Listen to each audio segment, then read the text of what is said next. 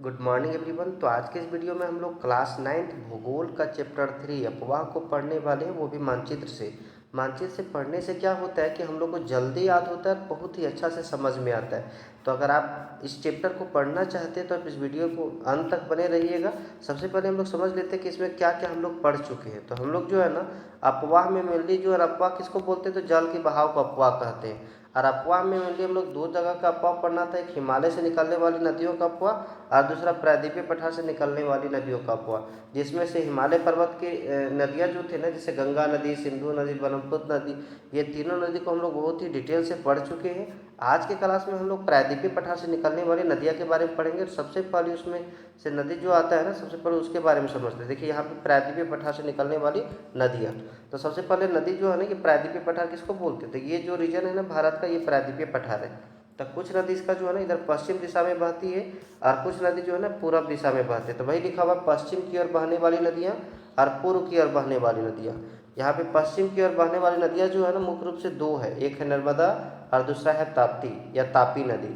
और पूर्व की ओर बहने वाली नदियाँ जो है ना चार है, महानदी, गोदावरी, ये कृष्णा और ये कावेरी, ये चार है। ये चार और दो छः प्रायद्वीपीय पठार की नदियाँ हैं जो महत्वपूर्ण नदियाँ है। इसके अलावा भी नदी है प्रायद्वीपीय पठार की, लेकिन ये छः नदी जो है ना महत्वपूर्ण है। यही छः के बारे में आज हम लोगों को क्या करना है, पढ़ना है। सबसे पहले ये दोनों नदियाँ का विशेषता समझिए।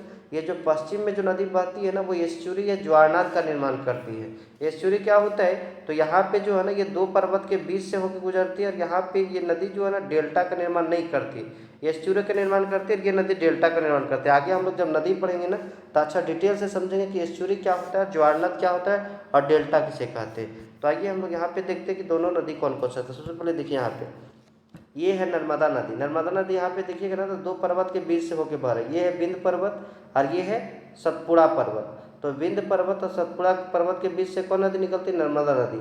अब होता क्या कि नर्मदा नदी में जितना भी मिट्टी काटती है ना नर्मदा नदी, वो आगे जो है ना इधर साइड में बिछा नहीं पाती। क्यों नहीं बिछा पाती, क्योंकि दोनों तरफ पर्वत है, इसीलिए पूरा का पूरा मिट्टी जो है ना लेते हुए आती है, सीधा का सीधा समुद्र में गिरा देती है। और अगर ये तट के पास छोड़ देते हैं यहाँ पे मिट्टी, तो ये डेल्टा का निर्माण होता है। तो इसीलिए यहाँ पे डेल्टा का निर्माण ना होकर के ये एस्चुरी या ज्वारनाद का निर्माण होता है। वही लिखा हुआ था कि नर्मदा और ताप्ती, ये ताप्ती भी देखो दो पहाड़ के बीच से बह रही है। ये है सतपुड़ा और ये कौन सा पर्वत है, अजंता।